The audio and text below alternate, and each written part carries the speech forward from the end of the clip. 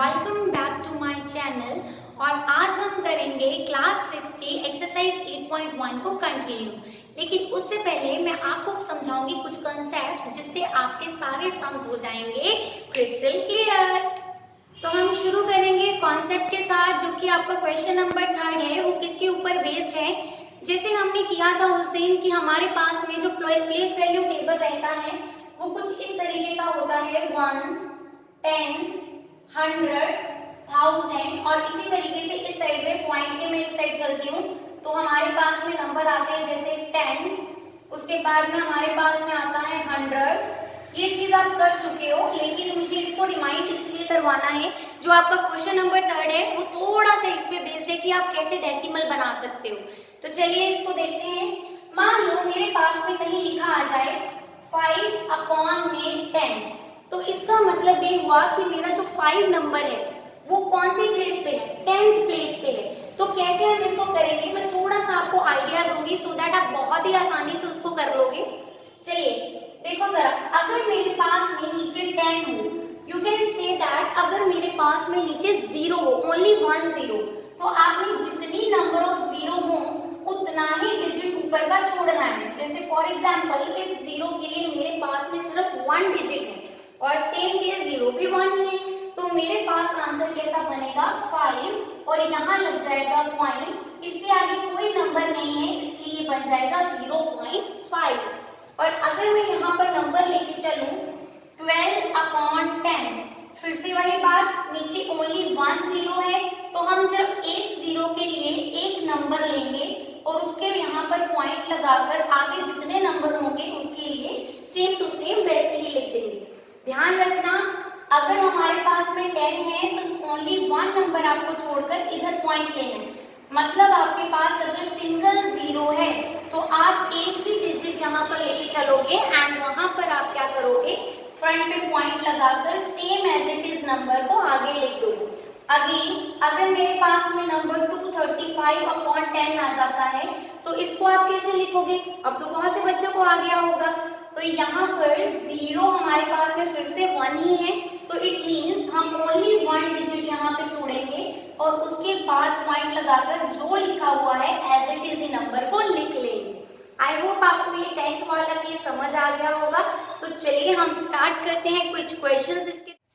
तो अब हमारे पास में है क्वेश्चन नंबर 4 8.1 एक्सरसाइज का, और मैंने यहाँ पे लिख लिए हैं ए और बी पार्ट। तो ए पार्ट से शुरुआत करेंगे। तो देखो कितना आसान है ये क्वेश्चन। आपके पास में सिंगल 0 नीचे है, तो सिंगल 0 नीचे होती है तो ओनली हमने 1 पॉइंट छोड़ना है और उसके पहले लगाना है पॉइंट। तो लो यहाँ पे आ गया पॉइंट और ये हो गया 5। आगे यहाँ पर कोई नंबर ना होने की वजह से बन जाएगा 0, तो आंसर आ गया 0.5। अब ये वाला क्वेश्चन देखो, इसमें आपको क्या दिया है 3 प्लस में। अब जो नंबर के नीचे कुछ भी नहीं है आपने उसको छेड़ना ही नहीं है, उसको ऐसे ही रख लो, 3 यूं ही आ जाएगा प्लस। अब अगेन यहाँ पर देखिए सिंगल ही 0 है तो सिंगल 0 के लिए सिर्फ 1 डिजिट आप छोड़ोगे एंड पॉइंट लगाओगे और इसके आगे फिर से कोई नंबर ना होने की वजह से 0 आ जाएगा। और आपको ये पता होना चाहिए कि जो पॉइंट के बाद वाले नंबर होते हैं वो पॉइंट के बाद वाले नंबर्स के साथ ऐड होते हैं, लेकिन जो पॉइंट के आगे वाले नंबर होते हैं उनको हम होल नंबर कंसीडर करते हैं। तो होल नंबर्स में ही ऐड होते हैं। इट मींस 3 किस में ऐड हो जाएगा, 0 में ऐड हो जाएगा। तो जैसे ही आप इनको ऐड करोगे आंसर आ जाएगा 3.7। सो नेक्स्ट आपके पास में है क्वेश्चन नंबर 4 का पार्ट नंबर सी। तो चलिए इसको स्टार्ट करें।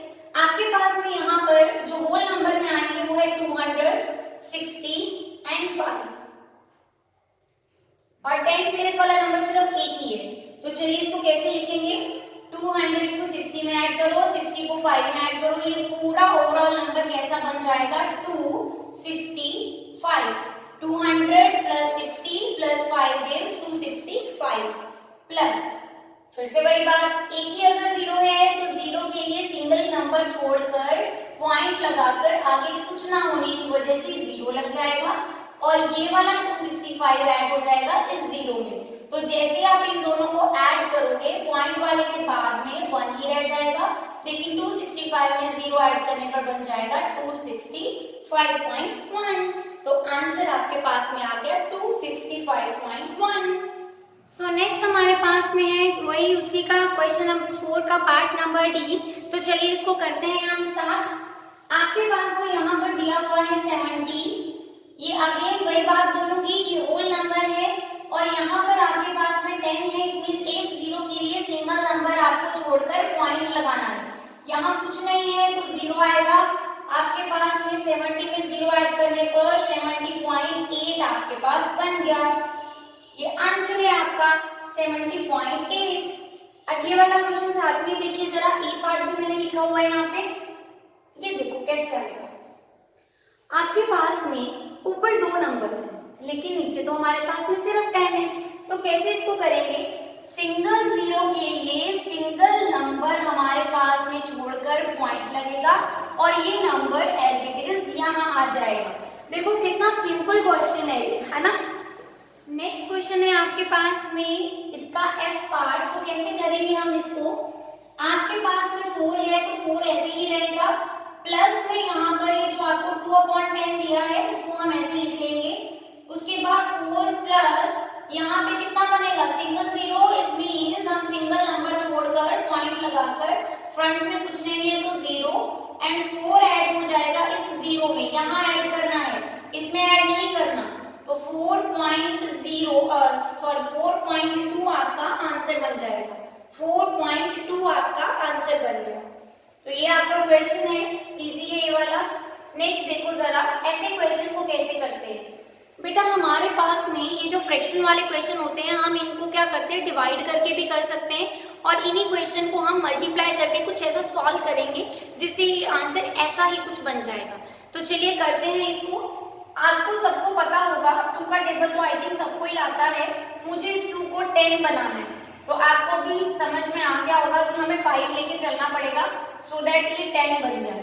और यहाँ पर भी अच्छा एक चीज और सुनिए, जब हमारे पास में कोई भी नंबर हम खुद से मल्टीप्लाई करते हैं तो अगर ऊपर मल्टीप्लाई कर रहे हैं तो नीचे भी करना पड़ेगा। मींस न्यूमरेटर एंड डिनोमिनेटर दोनों में आपको मल्टीप्लाई करना पड़ेगा, ठीक है। तो अगर आपके पास में 5 नीचे आप मल्टीप्लाई कर लो 10 बनाने के लिए तो 5 ऊपर मल्टीप्लाई करना पड़ेगा। यहाँ से देखो क्या बनेगा, 3 5 को 15 आ गया, यहाँ से 2 5 का 10 आ गया। और अभी मैंने आपको सिखाया है कि हमारे पास में जहां नीचे 10 मींस 1 0 तो एक ही नंबर आपने छोड़ना है, वहां आपने पॉइंट लगा देना। तो यहाँ से देखिए 0 के लिए मींस ये 5 तो 5 यहाँ लग जाएगा पॉइंट, इधर 1 है तो वो एज इट इज इधर आएगा। आंसर आपका ये बन जाएगा 1.5। क्वाइट इजी क्वेश्चन, आपको आई थिंक क्लियर हो गया होगा कैसे है। लेकिन मैं आपको यहाँ पे डिवीजन वाला भी सिखाऊंगी क्योंकि बच्चों को अगर 6th क्लास से ही डिवीजन वाला काम शुरू हो जाए तो बड़े आराम से वो 7th 8th 9th में ऐसे क्वेश्चन सॉल्व कर सकते हैं जहाँ पर बहुत ज्यादा कैलकुलेशंस होती हैं और उसमें उन्होंने डिवीजन करनी होती है और आंसर पॉइंट्स में लाने होते हैं। तो चलिए नेक्स्ट करते हैं हम आगे। अभी जो आपने क्वेश्चन किया था 3/2 मैं उसी को दूसरे वे से करवाऊंगी। आप जैसा करना चाहते हो दोनों में से आप वैसे ही कर सकते हो, लेकिन ये दोनों कॉन्सेप्ट अगर आपको आ जाए तो बहुत ही अच्छा होगा। तो चलिए वो 3/2 वाला क्वेश्चन जो मैंने अभी मल्टीप्लाई से करवाया था मैं आपको इसको डिवीजन से करके दिखाती हूँ। क्या करते हैं हम, सबसे पहले याद रखिए ये जो ऊपर वाला नंबर है इसको हमने यूं लेना है डिवीजन के अंदर वाली साइड और जो नीचे वाला नंबर है उससे हम करेंगे डिवाइड।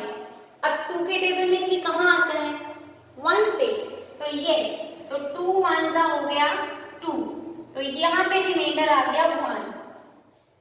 अब देखो आपके पास में यहाँ 1 है लेकिन आगे तो कोई नंबर नहीं है सॉल्व करने का। हम इसको मिक्स फ्रैक्शन में तो लिख सकते हैं लेकिन मुझे लिखना है पॉइंट की तरह। तो जब भी हम पॉइंट वाली डिवीजन करते हैं उसमें हम क्या करते हैं, जहां हमारे पास में नंबर खत्म हो जाते हैं वहां हम लगाते हैं पॉइंट। तो देखो यहाँ हम क्या करेंगे, पॉइंट लगाएंगे और आपको पता है पॉइंट हमें 1 0 फ्री देता है। तो चलिए पॉइंट के बाद हमारी यहाँ पर 0 फ्री वाली ये मिल गई तो हम यहाँ पे 0 लगा लेंगे। दोबारा से बोलती हूँ पॉइंट के बाद 1 0 मिलती है फ्री। तो चलिए यहाँ से बन गया 2 5 10। तो देखना आप यहाँ पे आंसर आपका सेम आया है जो आपने पिछले क्वेश्चन में किया था। तो आंसर कितना आया 1.5। है ना इजी।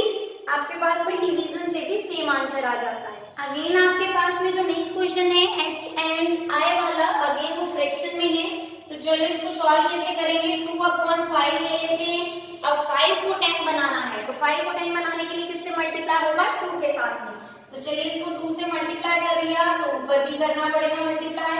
सो आपके पास में बन गया 4/10 एंड आंसर आपके पास में आ गया है। अगेन वही बात बोलूंगी, पॉइंट के बाद में सिंगल नंबर, क्योंकि सिंगल जीरो है तो 0.4 आपका आंसर बन गया। आप इसको डिवीजन के साथ भी ट्राई जरूर करिएगा। सेम क्वेश्चन है आपके पास में आय वाला, जिसमें हमें 12/5 दिया है। इसको भी हमें क्या बनाना है, 10 बनाना है। तो 10 बनाने के लिए मल्टीप्लाई करेंगे 2 के साथ में। तो 2 and 12 multiply 2 gives 24/10 and answer आपके पास में कितना बन जाएगा, 2.4। अब तो मेरे ख्याल से आप तो मास्टर्स बन गए होंगे इसमें कि कैसे हम ये पॉइंट्स लिख सकते हैं। नेक्स्ट पार्ट है आपके पास में जे पार्ट, जिसमें आपको क्या दिया हुआ है, मिक्स फ्रैक्शन दी हुई है। तो सबसे पहले हम करेंगे मिक्स फ्रैक्शन को सॉल्व। अगर आपको सॉल्व करना नहीं आता तो मैं हूं ना, डरने की क्या बात है। तो चलिए करते हैं यहाँ पे स्टार्ट। हम क्या बनता है जब 3 और 5 को मल्टीप्लाई करते हैं। तो मिक्स फ्रैक्शन को सॉल्व करने का फर्स्ट स्टेप ये है 3 और 5 को मल्टीप्लाई करना। तो 3 × 5 हमारे पास में बनता है 15 और जो नंबर ये बनता है इसमें प्लस करेंगे हम ये वाला नंबर ऊपर वाला, दैट इज 3 एंड नीचे हमारे पास में आता है सेम नंबर 5।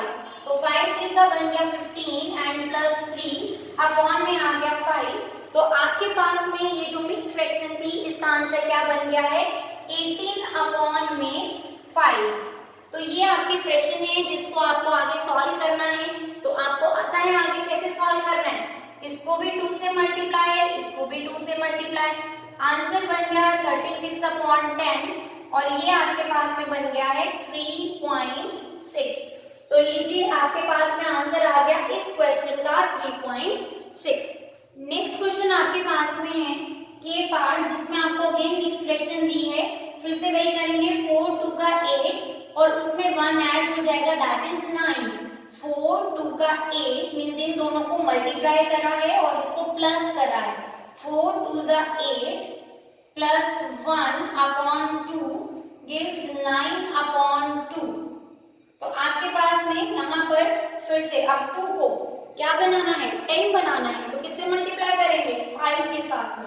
तो 9/2 को मैंने 5 के साथ ऊपर नीचे मल्टीप्लाई किया तो आंसर बन गया 45/10 which will give 4.5. Yes, 4.5 is the correct answer. Next question है हमारे पास में क्वेश्चन नंबर 5। सबसे पहले ये क्वेश्चन समझेंगे, उसमें क्या दिया हुआ है, write the following decimals as fractions. बेटा आपको सबसे पहले डेसिमल्स को फ्रैक्शंस बनाना है, उसके बाद में reduce the fractions to lowest form. जो भी आपके पास में फ्रैक्शन निकल के आएगी उसको लोएस्ट फॉर्म देनी है। लोएस्ट फॉर्म का मतलब होता है उसकी कटिंग करना, और तब तक कटिंग करना जब तक उसके आगे दोबारा कटिंग ना होने पाए। तो चलिए करते हैं इसको स्टार्ट हम।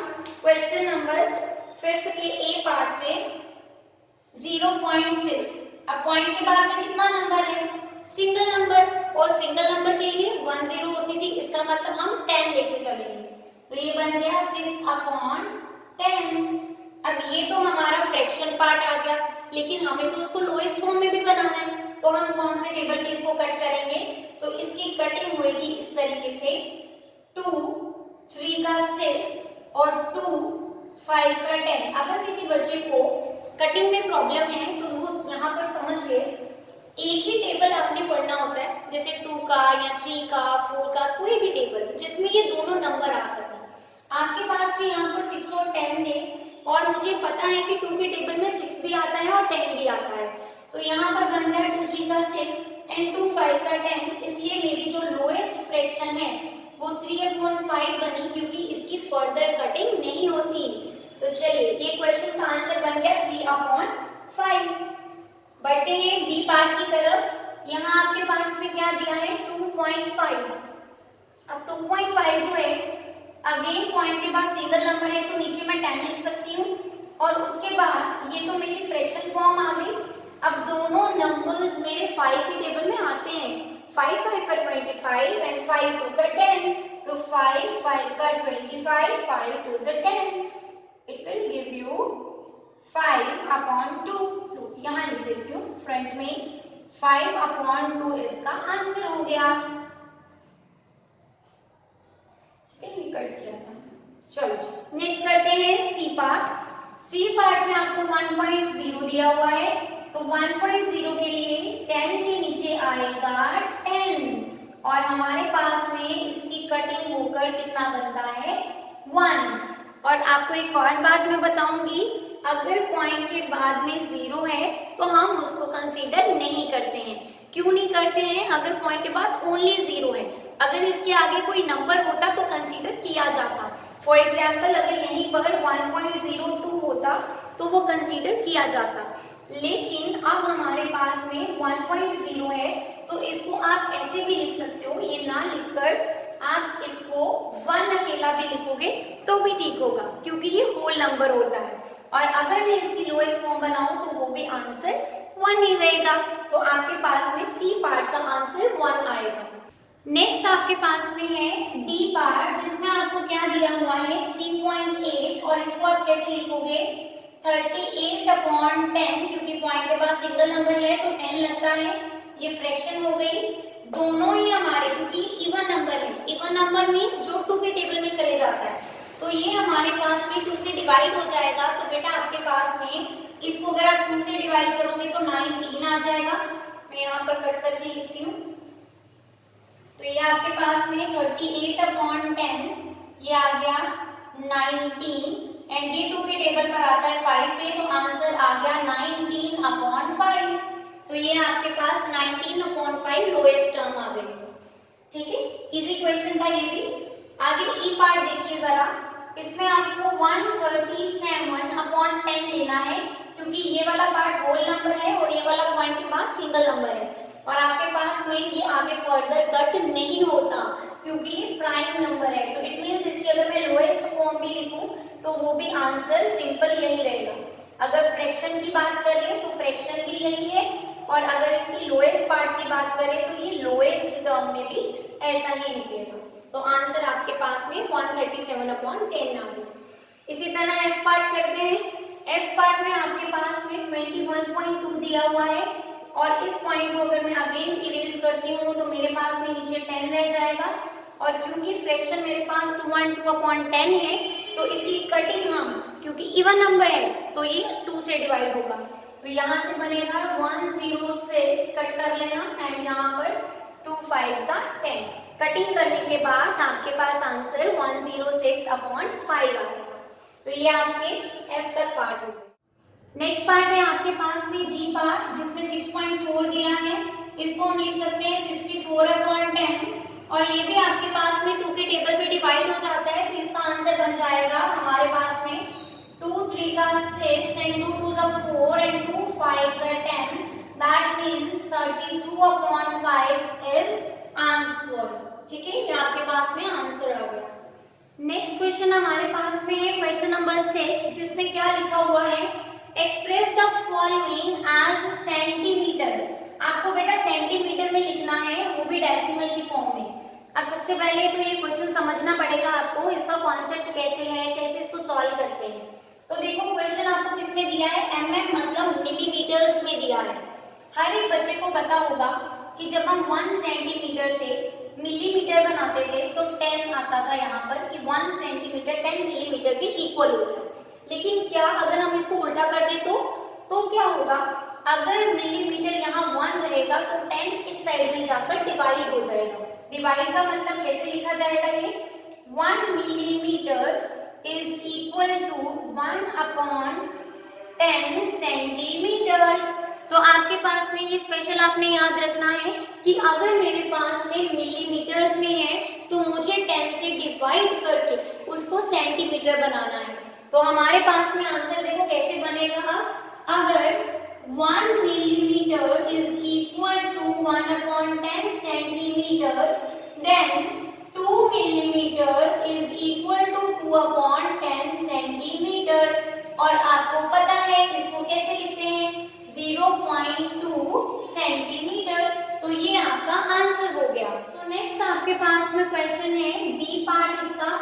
तो आपके पास 30 मिलीमीटर दिया है। अगेन वही बोलूंगी, अगर 1 मिलीमीटर में 1/10 सेंटीमीटर होते हैं तो 30 मिलीमीटर को सेंटीमीटर बनाने के लिए क्या करेंगे, 10 से डिवाइड।